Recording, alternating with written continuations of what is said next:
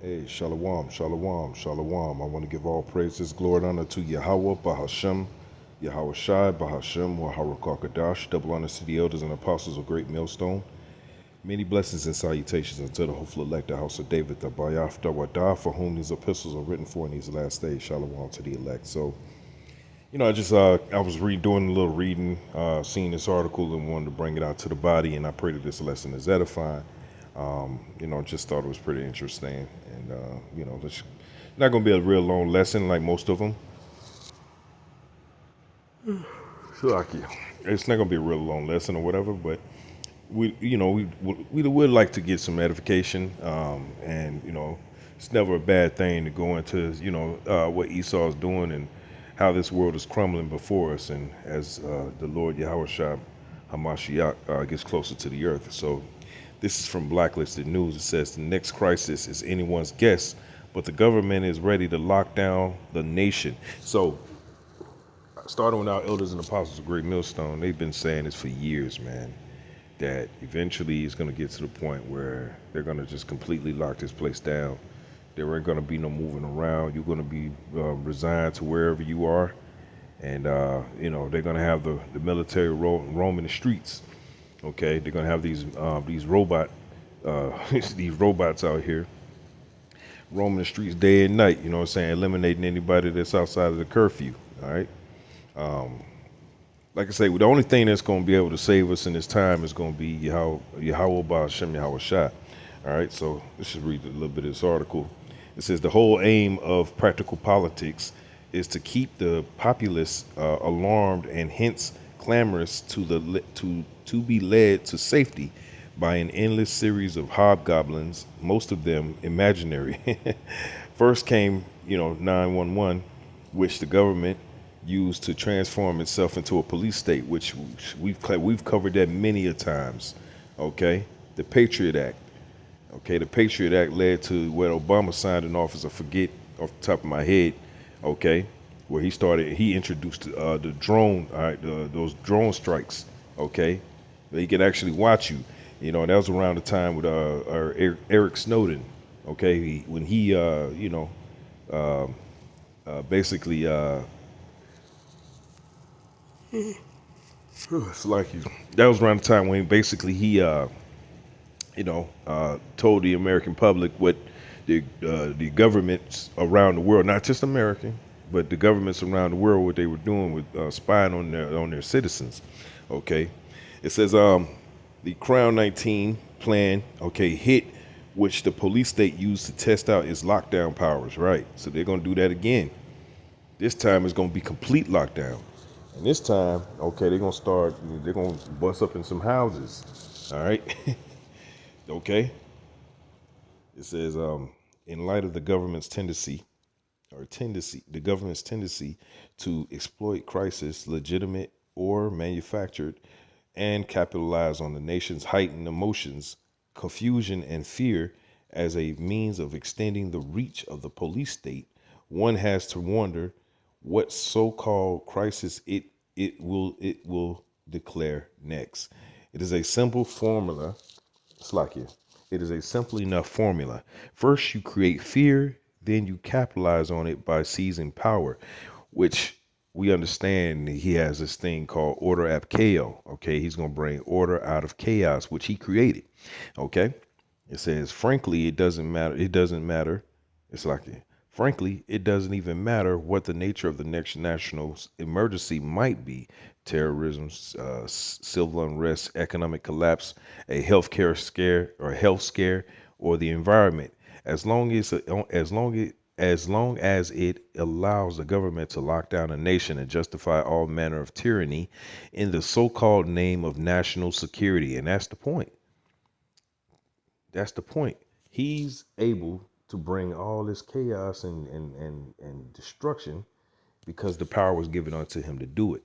This is Revelation 6:4. It says, and there went out another horse that was red, and power was given unto him that sat thereon to take peace from the earth, and that they should kill one another. And there was given unto him a great sword. That's right.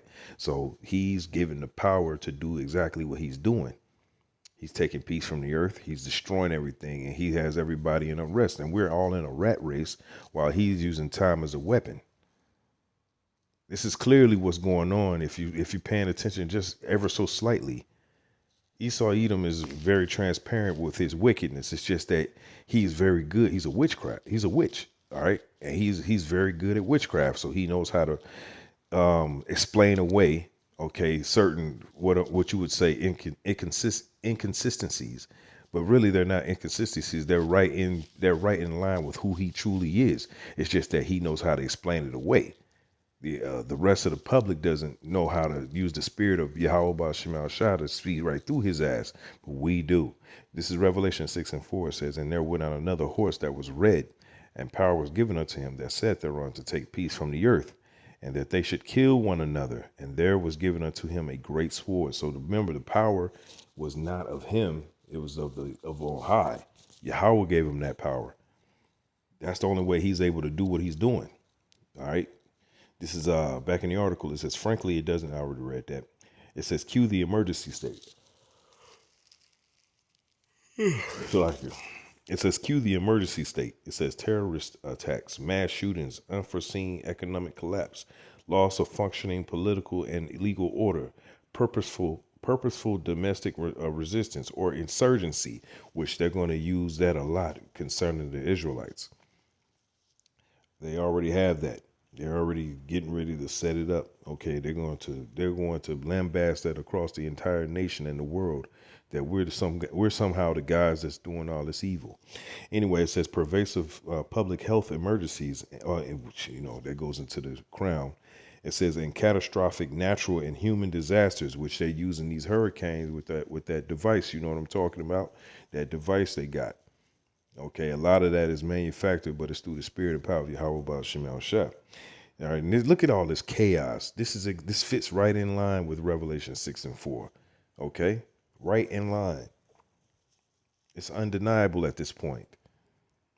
This devil is coming with nothing but straight up chaos, destroying everything, and he's explaining it away as, oh, this is just a natural occurrence when he's the one that's behind it.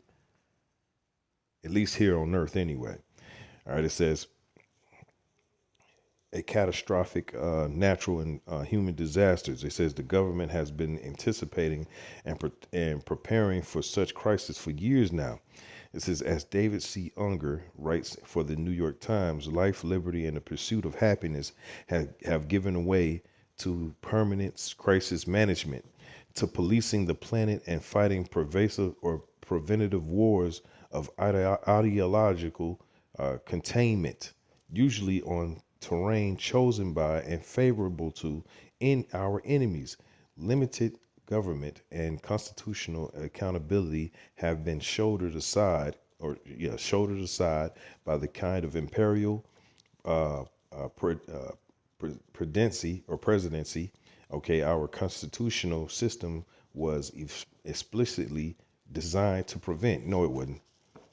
The Lord had it set up in a way where you devils thought you had more power than you truly have. You don't have as much power as you think you do. Therefore, Esau is being revealed. Okay, he's being revealed right now in this time, and he knows it. Okay,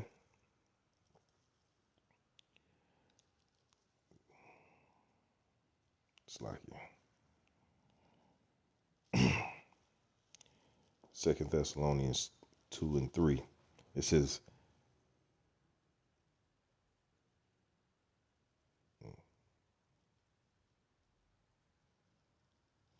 Salaki, I might have got the wrong. First Thessalonians 2.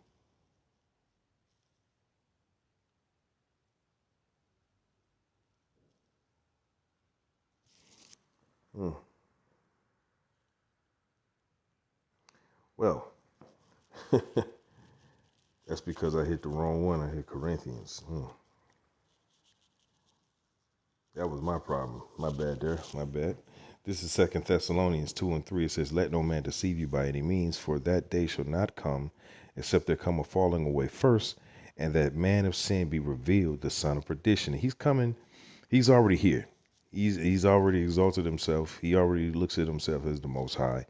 His system is getting ready to attempt to lock everyone into that very same system. Verse 4: Who opposeth and exalteth himself above all that is called the Most High, or that is worshipped, so that he, as the Most High, sitteth in the temple of the Most High, showing himself that he is the Most High. We are definitely here. We're here. This part of uh, the prophecy where he calls himself the small hat.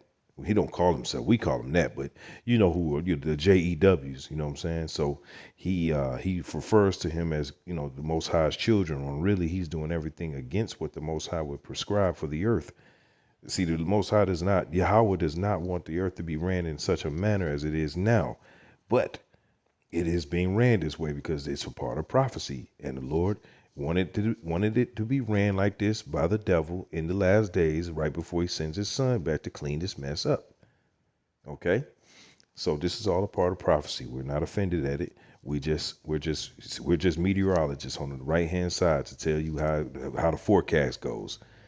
Okay, our day, the day of the kingdom. Okay, the day the Lord Yahweh Shah Mashiach shows up will be a sunny day for us. It'll be a dark and cloudy day for everybody else. Through the spirit and power of Yahweh Bashim al Shah. All right. This Second Thessalonians 2:4, it says, Who opposeth and exalteth himself above all that is called the Most High, or that is worshipped, so that he, as the Most High, sitteth in the temple of the Most High, showing himself that he is the Most High. That's right. So he has fooled himself into thinking that he's much more than what he truly is. He is nothing more than a mere man. That's all he's ever been. But in his mind, he thinks he's a god. He thinks that he is something above the stars, and the Lord is going to remind him very quickly, once he cracks those clouds. Okay, but that's why he's bringing all this chaos, because he knows. Okay, he knows that he's going to have to lock this place down, and that's what he's preparing to do. While everybody else is, hemming and humming around, thinking it's a game. This is not a game. This is real talk. Everything we read in these articles are actually getting ready to take place. Okay. Back in the article, it says, here's what we know. Given the rate at which the government keeps devising new ways to establish itself as the solution to all of our worldly problems at taxpayer expense, each subsequent crisis ushers in even larger expansions of the government power and less individual liberty, which that's not a such thing in America. It never really was. It was an illusion, but nonetheless, because we know we're dealing with a high level witch on the left hand side, which his name is Esau, by the way. He calls himself a white person, but this is his actual biblical name. He's a witch, so he's using his witchcraft power, okay, to try to fool the people into a position that he already had picked out for them in the first place. Okay. And the people are picking it willingly. This is First Peter 5:8. It says, Be sober, be vigilant, because your adversary the devil, as a roaring lion, walketh about, seeking whom he may devour. That's right. So he is looking to see if he can devour the Israelites. Okay. And he's devouring as many as he can until it comes to that ultimate faithful day, when he basically has run out of time, and he's just going to go crazy. He's just going to go absolutely insane. The scripture says it. Revelation 12:12. It says, Therefore rejoice, ye heavens, and ye that dwell in them. Woe to the inhabitants of the earth and of the sea. Okay. For the devil has come down unto you, having great wrath, because he knoweth that he hath but a short time. He don't got as much time as you people think he does. You think America's going to last forever. This is not true. This is in your own mind. Okay. A very delusional mind, I would add. Okay. Back in the article, it says, this is the slippery slope of to outright tyranny. You see, once the government acquires and uses authoritarian powers, to spy on its citizens, to carry out surveillance, to transform its police forces into extensions of the military, to seize taxpayer funds, to wage endless wars, to censor and silence dissidents. Right? It says to identify potential troublemakers. Right? Who you think he's talking about here? Clearly, those who preach from the word, those who believe on Yahweh, they are a threat to this guy and his system. This is to identify potential troublemakers, to detain citizens without due process. It does not voluntarily relinquish them, right? The lesson for the ages is this. Once any government is allowed to overreach and expand its powers, it's almost impossible to put the genie back in the bottle. As Harvard constitutional law professor Lawrence Tribe recognizes, the dictatorial the dictator the dictatorial hunger for power is insatiable. Indeed, the history of the United States is a testament to the old adage that liberty decreases as government and government bureaucracy grows. It says, to put it another way, as government expands, liberty contracts. It says, in this way, looks like it's pretty long. It says, in this way, every crisis since the nation's early beginnings has become a make work opportunity for the government. Each crisis has also been a test to see how far we, the people, would allow the government to sidestep the Constitution in the so-called name of national security, right? It says a test to see how well we have assimilated to the government's lessons in compliance, right? And eventually, they're going to come with the spirit of we should all be one, and the people are they're gonna sign on to it. They're going to sign on to it because they're going to not see any other way out. Okay? It's like it.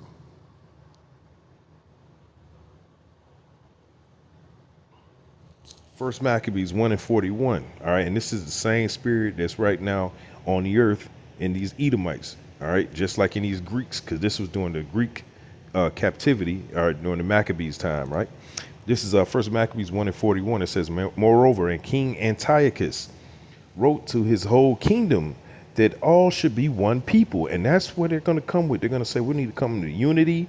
We need to come to heal. Okay? We got to come to heal and bring our people together. We're all Americans. They're going to use all that rhetoric. Okay? Which is nothing but witchcraft. The people, for the most part, they're going to buy into this crap.